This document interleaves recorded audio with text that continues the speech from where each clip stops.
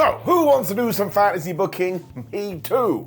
Don't know why people get so mad when we do this. That's right, comments, I said do. But wrestling is meant to be fun, so just do the dance of joy. But before you know it, we will be through Hot WrestleMania, we will be through Survivor Series and the Royal Rumble, and it will be time for WrestleMania 41. And going back to that word, F-U-N, let's inject some of it into the show of shows and take CM Punk. And I'm talking about putting the WWE Super Duper Whooper title around his waist. That's right, not the World Heavyweight Championship. I am going in the other direction because I'm a crazy guy. Why?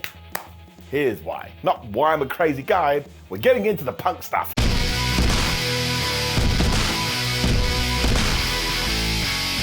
So yes, look, I get it. At the moment, we are so heading towards The Rock and Cody Rhodes at WrestleMania 41. I genuinely think if we treat this in the right way, it could be one of the biggest matchups of all time. And when it comes to the American Nightmare, I think he is going to see this like his Everest, taking on one of the biggest superstars from the Attitude Era. Let's prove to everyone, not only can I hang, I could totally smash it. The thing is though, when you do look at the current lay of the land, there is a situation as we head into 2025 that if you were able to execute correctly, at least on paper, you may have some of the most fascinating wrestling stuff ever. And it is hyperbole, but look at me, I'm pointing at a fake piece of paper. Here's the deal though, at the moment I would bet my hair that yes, we do The Rock versus Cody at WrestleMania 41, and then we get to WrestleMania 42, and we do Roman Reigns versus The Rock. That would be an incredible year of WWE TV, and given that they want to continue to ride this wave, if you keep going, guess who we've got in our pocket? Dwayne Johnson. You're likely going to retain a lot of that interest. The Great One himself can then hang up his boots and get inducted into the WWE Hall of Fame in 2027. What an amazing way to say goodbye to the wrestling business. The truth of the matter though is that right now, right here, we don't know what's going to happen. Nobody does. Do you think Cody Rhodes wanted to tear his pec a couple of years ago? Of course he did. Do you think CM Punk wanted to tear his tricep in the Royal Rumble? Of course he didn't. Do you think The Rock wanted to hurt his elbow when he was filming for his latest movie project? Of course he didn't. And do you think I wanted to fall off my chair when I was doing that play in school and everybody laughed at me? Of course I did. But look, all of these things did happen because they are very active human beings, which means anytime they turn a corner, there's a little bit of a risk. So with that in the mind, and given the roster we do have at the moment, maybe we want to push fast forward on this. And here's what I'm talking about. We can all see that SummerSlam is absolutely about to become the sequel to WrestleMania. I mean, in 2026, we know the pay-per-view premium live event is going over 2 nights, and also given the fact that WWE has just made that deal with Indianapolis for future events, and they've gone, we're getting a 2-night SummerSlam too, you have to start figuring that from now on, Hot WrestleMania is going number 2. So I would hazard a guess that the 2024 SummerSlam will be the last one at 1 night, so if you do like that, make sure you enjoy it. And before you know it, we're going to be at the flipping Royal Rumble. And the reason I bring that up is that if you are going 2 nights with SummerSlam, of course you're going to go 2 nights with the Royal Rumble, especially because it makes more sense there. One night can be the men's Royal Rumble and the other can be the women's, and then yes, we'll reel in Survivor Series, and that will become 2 nights too. And why? Because then you actually do have the big 4 again, like we still do these other pay-per-views, but when it comes to the names that we always feel in our Tootsie Toes, you get 2 nights, because that just makes it more fun.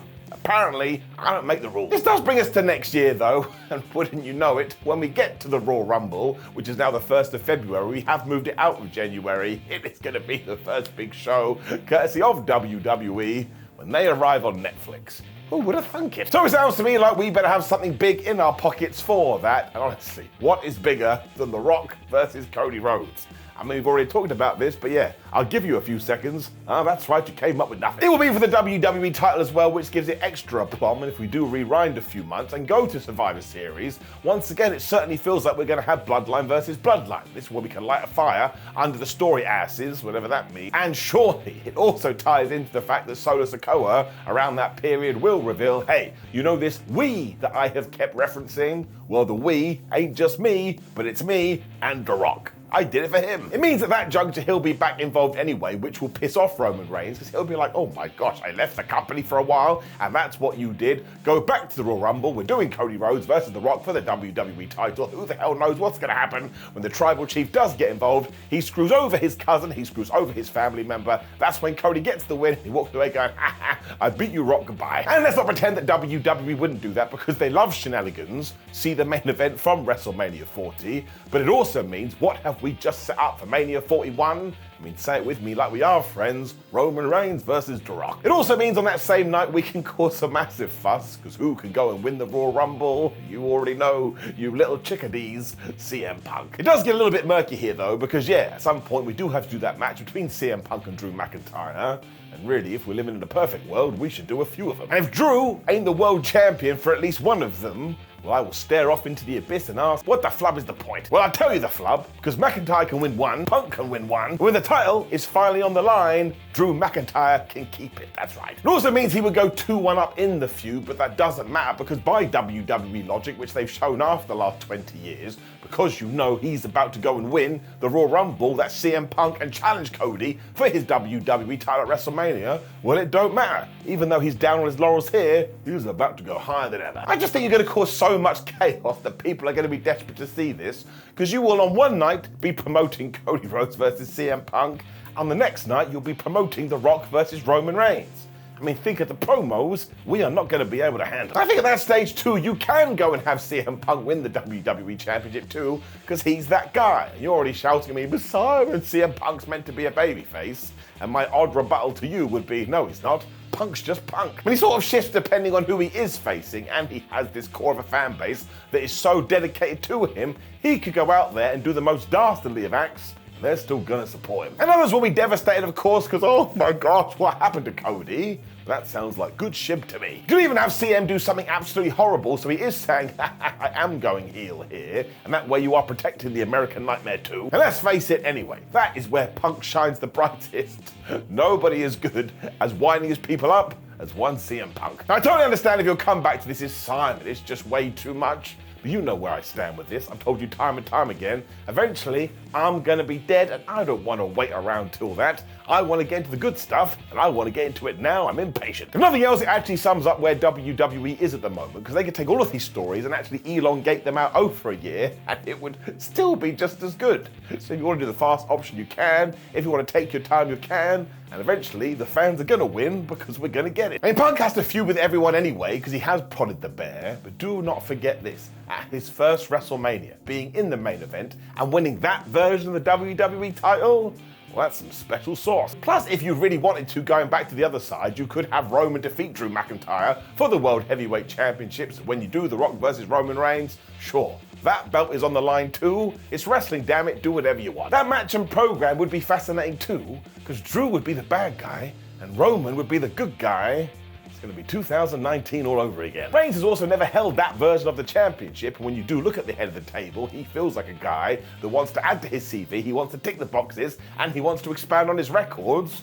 So eventually, he's going to have to go and get it. And yes, I am suggesting that The Rock is going to have to lose back-to-back matches, one at the Royal Rumble and one at WrestleMania, but it does feel like he's all about business at the moment. I mean, he's quite literally a part of the board. I also kind of think that depending on what he does have left in the tank, he can either beat Roman, become the world champion, and then when we do get to that two-night SummerSlam, which WWE is also going to go, oh my gosh, this is the best thing ever, you can do the rematch and Roman wins. I can't explain this, and I admit it makes no sense, but to me, Rocky winning that championship just seems like it's going to go down better with the audience. I could be totally wrong with that though, I do understand it, but again, because on the other side you would have Cody versus CM Punk fighting for that super duper mega title, well, sometimes you just get chemistry and things work. At the end of the day though, I have just decided I do want chaos in my wrestling, and from this point, if CM Punk is going to come back from that tricep injury and walk into WrestleMania 41 to become the champion and beat Cody Rhodes in the process, well, my gosh, you're going to have equal parts jubilation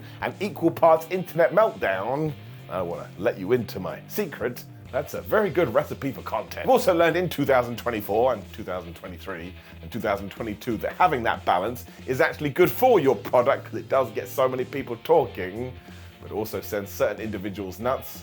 So you can say it's a good thing, maybe it's a bad thing too. But hey, look, let's say that I'm completely wrong, which I am so often, you're still gonna get Cody Rhodes versus The Rock at WrestleMania 41, which does beg the question, what the flub does CM Punk do? This is why I am so excited about WWE at the moment. You can fantasy book until your pants fall off, and then you'll go, oh man, I didn't even include this guy, so you can just keep doing it. Which we should do, my friends. Let's always entertain ourselves and let's always have fun. Now, of course, I know you think this idea is absolutely ridiculous, so make sure you leave me a comment below and tell me how to fix it. You have to use the same players, and you have to use the same textbook, if you get what I'm saying. Like the video, share the video, and subscribe. Click the BAM video on the screen, which is me talking about CM Punk and Cody Rhodes even more. Otherwise, take care, my friends. Have a lovely day. I'll see you soon.